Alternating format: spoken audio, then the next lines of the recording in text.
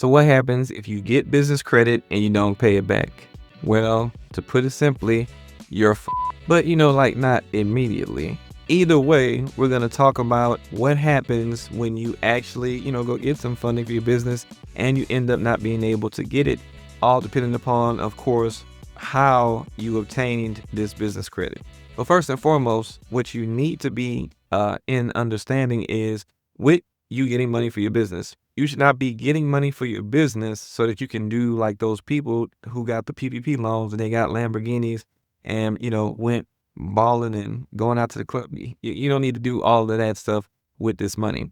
With this money, you should have a plan. There are some people that I've seen that are out there that want to come and get business funding, and they're really just trying to get as much money as they can get for their business, but they really don't have a plan on how they're going to be using that money strategically to actually run their business and grow their business. They're just literally trying to rack up as much money as possible. Now, that is a dangerous mindset to have in trying to get money for your business because it's no real end goal with that is going to be beneficial for you or for your business. So my whole point with this is make sure that if you're getting money for your business, that you actually have a plan. Like, what you need to get for your business with this money. You know how much it costs. You know what you're going to do with that once you get it to turn this money that you get into more money being generated by your business through, sales or whatever it is that you do in your business. Now, first off, the two main things that are going to really affect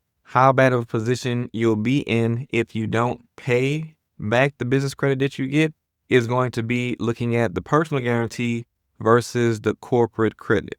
Now, personal guarantee is going to be that you basically co-sign for your business. You said that if the business isn't able to pay this, I'm going to pay this. So you are putting yourself in a position to be totally liable for whatever debts this business generates using this business credit. Now, with corporate credit, that is this business credit that you obtain being placed solely under your business's EIN on your business's credit profile versus your personal. And even with the personal guarantee, it is still usually going to be reported on your business credit profile and under your business EIN. The only difference is with the corporate credit, you are not making yourself legally liable for the debt because you didn't make the personal guarantee. And with the personal guarantee, it can still be held against you legally. So we're going to talk about three different aspects of how you not paying back business credit can affect you legally, financially,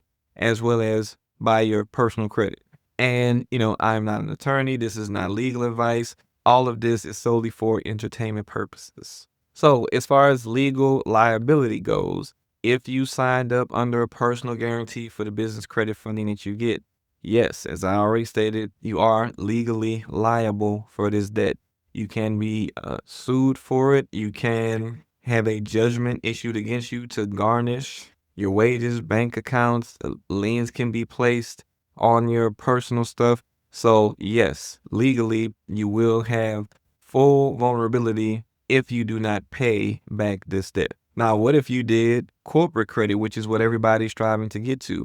Well, with that one, you don't have a personal liability, a legal liability personally to this. However, if you have been operating your business through your business bank account as kind of like your personal bank account and you're commingling personal transactions with business transactions in your business account, well, there's something called a corporate veil and you just broke that. And now because your business account is operated with commingling, now legally the corporate veil can be pierced and now they can come after you personally and come after your personal assets.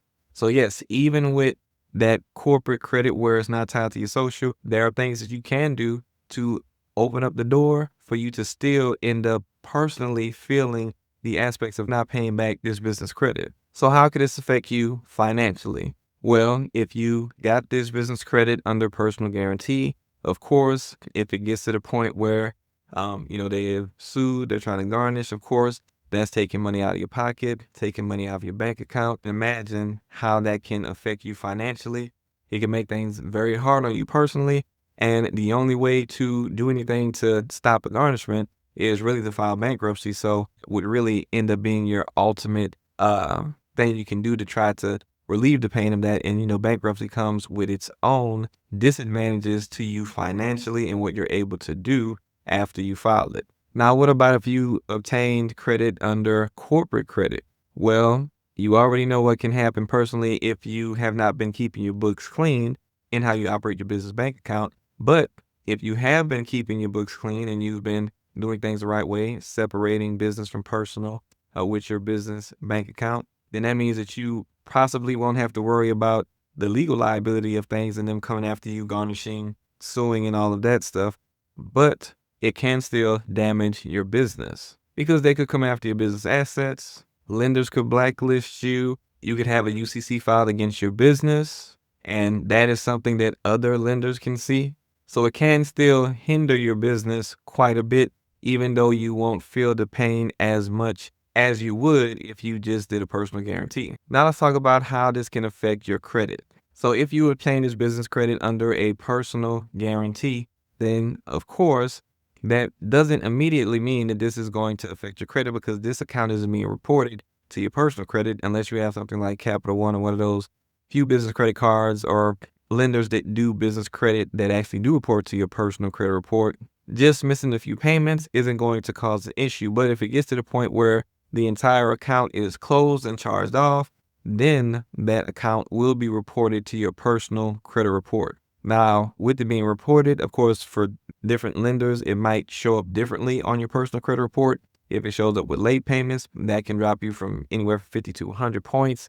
It might show up as a charge off. It could eventually show up as a collection. So all of these different ways that it could show up can affect your credit score differently, but it can definitely affect your score by a lot. Not to mention, this was also being reported on your business credit profile as well. So it's also going to do damage to your business credit score because your business credit score is heavily reliant on you paying things on time. So you not paying things on time for several months leading to a charge-off situation is going to definitely tank and hurt your business credit profile and score as well. Now, what if you did this under corporate credit? Well, basically, it's not going to affect your personal credit profile at all because it's not going to be, put on your credit profile, at least not personally, but on your business credit profile. Again, it will tank your score and hurt your profile overall because it's going to be reporting that you have been paying late, the account charged off. So it can still hurt your business's credit profile, even if it does not hurt yours. Now, if you have suffered damage on your personal credit profile because of maybe, just regular personal issues or because you've had issues with business funding in the past, then check out this video to learn what you can do about improving your credit score in the next 30 days. Or go ahead and check out this video that YouTube thinks you might like. And I'll see you in the next video.